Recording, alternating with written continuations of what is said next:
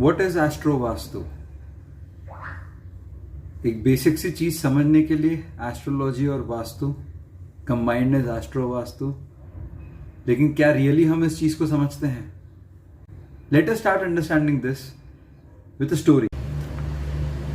नमस्कार दोस्तों, मेरा नाम गौरव बेटानी। एक छोटी सी कहानी से आज के किस्से की शुरुआत करेंगे। मेरा एक फ्रेंड जो मेरे साथ 2010 में पास आउट हुआ था, was the first person in the batch जिसने बिजनेस करने की सोची। 2011 में खुद का बिजनेस चालू किया और 2015-16 तक रियली काफ़ी सक्सेसफुल हो गया था। 2017 में उसकी शादी के पहले उसने एक घर खरीदने की सोची। जब भी हम घर खरीदने की सोचते हैं तो एक बेसिक कंसेप्शन हमारे दिमाग में होता है कि ईस्ट एंट्री का घर खरीदना चाहिए, जो ईस्ट की ओपनिंग होती है, that is the most auspicious entry. तो इसने ईस्ट एंट्री का घर खरीदा। 2017 में शादी हुई, एवरीथिंग वाज गुड। तब तक लाइफ का ग्राफ ऊपर ऊपर ऊपर ऊपर जाए जा रहा था। शादी के 3-4 महीनों बाद वो ग्राफ धीरे धीरे नीचे होने लगा। ना उसको ये बात समझ में आई, ना किसी दोस्तों को, ना किसी को। मैरिज में प्रॉब्लम आने लगी। It was a love marriage. 6 साल का अफेयर था, तो ऐसी तो कोई कंपैटिबिलिटी में प्रॉब्लम दिख नहीं रही थी कभी भी, बट स्टिल प्रॉब्लम्स आने लगी। अब एक चीज तो है, जब तक हमारे लाइफ में कोई प्रॉब्लम्स नहीं आती, हम किसी कंसल्टेंट, वास्तु कंसल्टेंट या एस्ट्रोलॉजर को अप्रोच नहीं करते। जब उसके लाइफ में ये प्रॉब्लम आने लगी तो he approached us as a client. जब उसने अप्रोच किया तो डेफिनेटली जाके उसका घर देखा, उसका घर स्टडी की, उसकी पत्रिका स्टडी करी। घर बहुत ऑस्पिशियस, प्राइम लोकेशन, वास्तु के हिसाब से बढ़िया, पत्रिका के हिसाब से उसका करियर ग्रोथ पे होना चाहिए। इनफैक्ट मैं बोल सकता हूँ पीक पे होना चाहिए।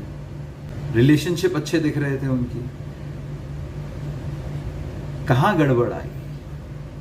काफी समझने के बाद ये रियलाइज हुआ कि जो ईस्ट एंट्री का घर उसने खरीदा वो उसके लिए उतना ऑस्पिशियस नहीं था जितना उसकी वाइफ के लिए था। नो डाउट आपका घर बहुत बढ़िया, नो डाउट आपकी पत्रिका बहुत बढ़िया, लेकिन ये दोनों का भी तो एक अलाइनमेंट होना चाहिए। यहां उसकी पत्रिका ईस्ट एंट्री को सपोर्ट नहीं कर रही थी। Very much weird, right? ये एक अलाइनमेंट होता है जो घर और आपके बीच में होता है। घर इज वास्तु, आप एस्ट्रोलॉजी से आपका प्रेडिक्शंस होता है। इन दोनों के अलाइनमेंट को हम कहते हैं एस्ट्रो वास्तु। ये होना बहुत जरूरी होता है। कई बार हमारे लाइफ में ऐसा होता है, जो बेसिक चीजें अच्छी होती है वो हमारे लिए उतनी अच्छी नहीं होती है, क्योंकि क्या हमारी पत्रिका उतनी बेसिक है? ये जब तक हम टैली नहीं करते हैं हमें नहीं समझ में आता।